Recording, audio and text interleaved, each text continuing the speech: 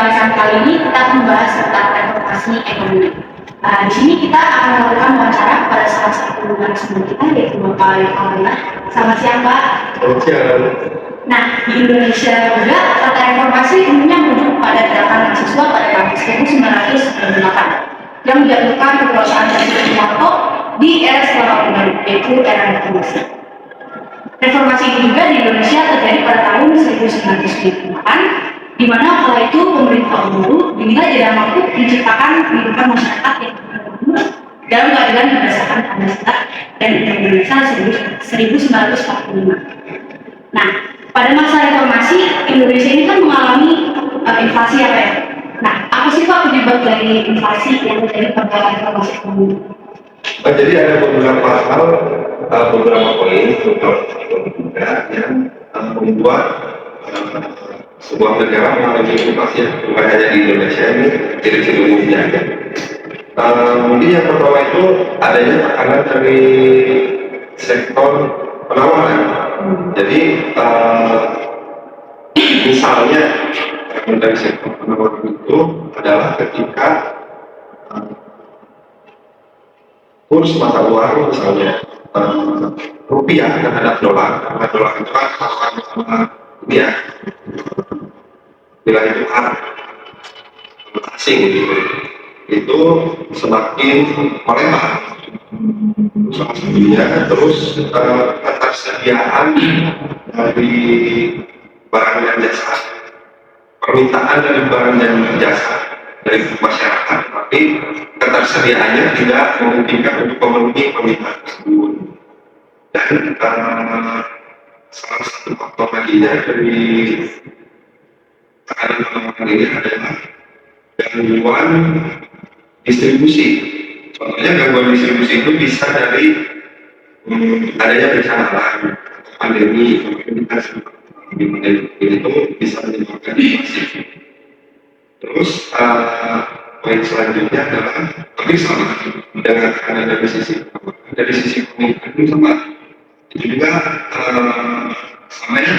ketersediaan barang dan jasa, tapi permintaan yang diminta oleh masyarakat lebih banyak, sedangkan ketersediaannya tidak mencukupi untuk kebutuhan masyarakat, itu bisa menimbulkan inflasi. Yang ketiga adalah terlalu banyaknya uang yang beredar di negara tersebut. Itu sebetulnya ciri paling utama dari inflasi itu. Jadi paling utama dari inflasi adalah yaitu jumlah uang yang beredar terlalu banyak sehingga nilai mata uang itu sendiri bakal kehilangan nilainya. Ya, itu. Dan jadi penyebab inflasi yang terakhir itu adalah sistem produksi dan dalam negerinya yang tidak stabil. Jadi karena dalam prinsip ekonomi itu semakin langka semakin mahal harga suatu barang tersebut. Ketika produksi dalam negeri entah itu dalam bidang apapun, pertanian atau pertambangan dan lain-lain itu mengalami produksi yang menurun, itu akan membuat harga tersebut, barang tersebut menjadi mahal, dan itu salah satu penyebab inflasi. Pak, tadi kan Bapak menyebutkan salah satunya uang terlalu banyak beredar di masyarakat. Nah, uang itu bisa terlalu banyak karena pemerintah masyarakat terlalu banyak atau gimana Pak? Ya, jadi itu hubungannya dengan daya beli. Jadi ada sebutan kayak bagaimana pemerintah bisa menspekulasikan daya beli masyarakat Indonesia itu ada apa? Bagaimana itu? Apakah di Indonesia itu misalnya itu sebetulnya penelitiannya agak rumit ya, sederhananya misalnya pemerintah Indonesia itu akan mengetahui data berapa persen di Indonesia yang golongan menengah ke atas dan golongan menengah ke bawah. Nah, jika golongan menengah ke atasnya hanya misalnya sekitar 2% doang, sedangkan 98% masyarakat di Indonesia kelas menengah ke bawah, itu artinya daya beli yang dilakukan oleh masyarakat Indonesia akan sedikit karena yang mempunyai uang dan yang konsumennya yang suka belanja lama membeli barang apapun di Indonesia itu hanya segelintir orang luar, sedangkan kebanyakan yang bahwa tentu tidak punya kemampuan tersebut.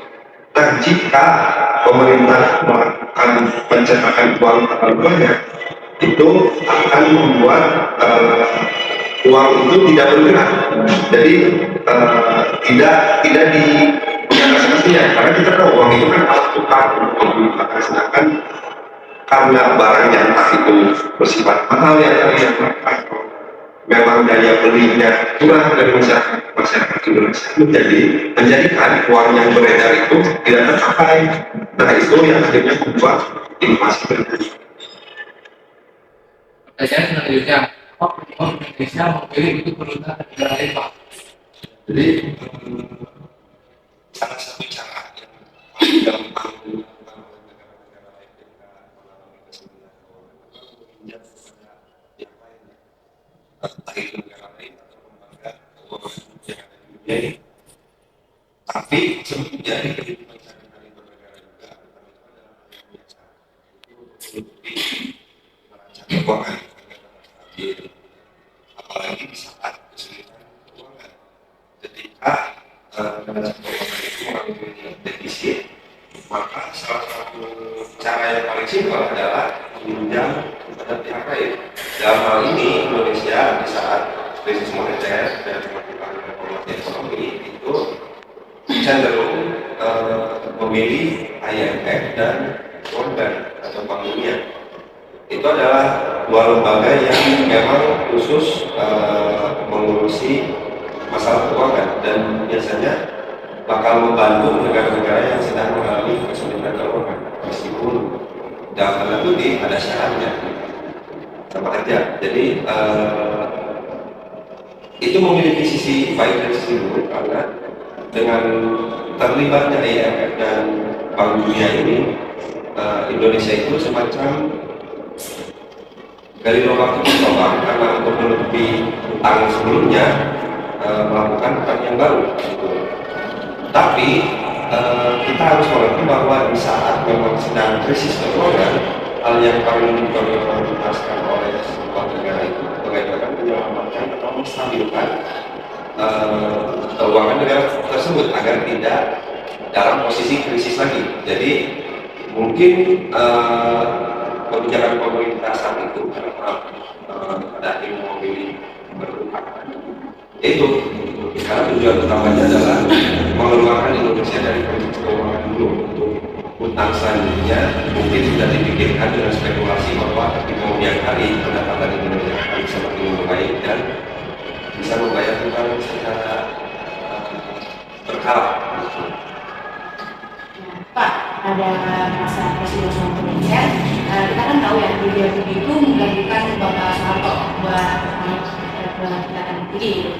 Apa saja sih Pak kebijakan yang dilakukan Pak Habibie pada masa pemilihan reformasi ini? Ya, Presiden B.J. Habibie itu mengalami masa sulit karena dia yang mengurusi banyak peninggalan Soeharto, apalagi Soeharto itu meninggalkan Indonesia ketika sedang mengalami krisis moneter.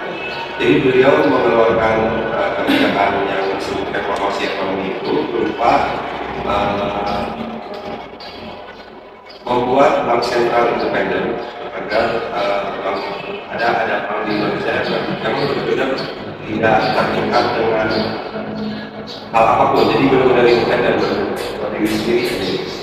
Yang kedua adalah mengendalikan uang yang beredar di masyarakat. Itu salah satu cara paling dasar ketika adanya inflasi yang melanda sebuah negara. Jadi karena kebanyakan uang yang beredar, maka ya udah, solusi paling dasarnya ditarik kembali keuangan yang paling banyak, itu uang yang paling banyak. Nah, yang selanjutnya adalah mengeluarkan obligasi senilai 20 atau miliar untuk menutup 38 bank dan menyelamatkan 7 bank. Jadi ada 7 kali yang diselamatkan karena yang 38 itu mungkin sudah terlanjur agak sulit dibantu gitu ya. Jadi untuk menyelamatkan perbankan di Indonesia itu maka dikeluarkan obligasi tersebut dan diambil alihlah bank tersebut oleh pemerintah. Dan yang selanjutnya itu Pak Habibie itu mencoba menghentikan sementara pembangunan infrastruktur yang dilakukan di Indonesia, tapi pembangunan infrastruktur yang berskala besar. Tujuannya adalah untuk menekan pengeluaran dari Indonesia agar bisa menstabilkan lagi keuangan yang ada di Indonesia. Dan yang terakhir adalah melarang monopoli dari bidang minyak dan pertambangan. Pertanyaan selanjutnya Pak, kan pada masa reformasi ekonomi itu ada dampak negatif dan positif. Menurut Bapak apa aja dampak negatif dan positif? Untuk dampak positif, kita tahu bahwa inflasi di Indonesia ketika krisis moneter itu hampir mencapai 18%. Nah, karena adanya kebijakan Habibie yang tadi saya sebutkan dan sebelumnya itu membuat keberhasilan meskipun tidak terlalu signifikan ya. Jadi yang tadinya inflasinya 17 sampai 18% itu ditekan menjadi 20%.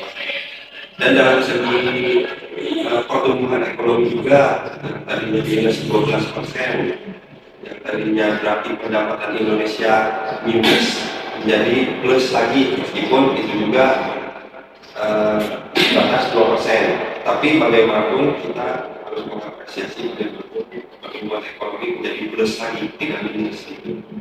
Nah, sisi positifnya lagi adalah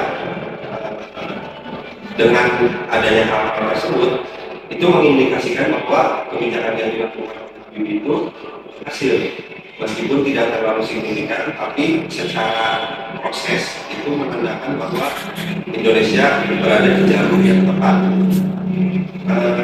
Sedangkan untuk sisi negatifnya itu sebetulnya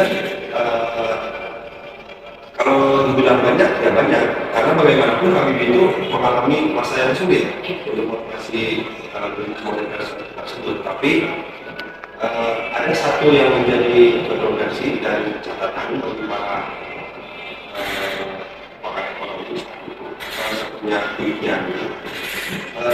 Dia merasa bahwa dengan melibatkan IMF, lembaga keuangan yang tadi, itu membuat kebijakan pemerintah menjadi didikte oleh IMF, karena memang ketika sebuah negara mengundang atau meminta bantuan kepada IMF, IMF akan memberikan saran dan masukan, termasuk peminjaman uang pada Bank Dunia, tapi dengan ada syaratnya. Syaratnya itu biasanya adalah menjual aset negara.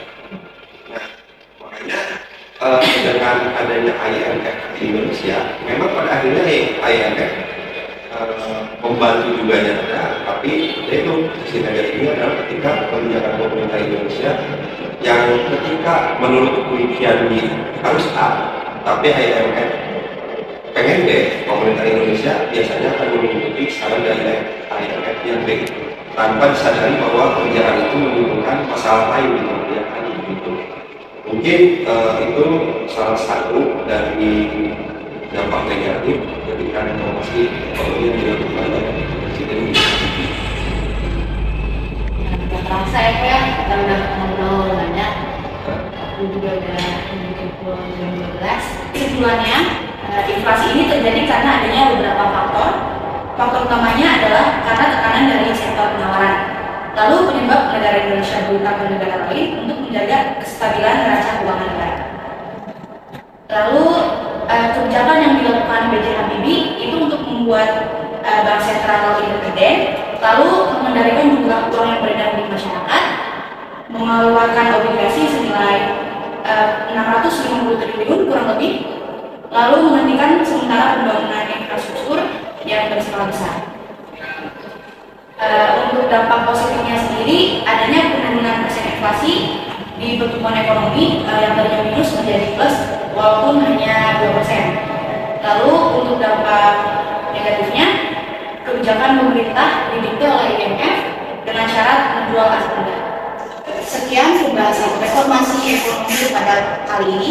Terima kasih kepada Bapak Eva yang telah berkenan untuk menjadi narasumber di pembahasan kali ini. Saya Ramayli Putri, lalu rekan saya Jaki Arafi dan Muhammad Zakaria pamit undur diri. Assalamualaikum warahmatullahi wabarakatuh.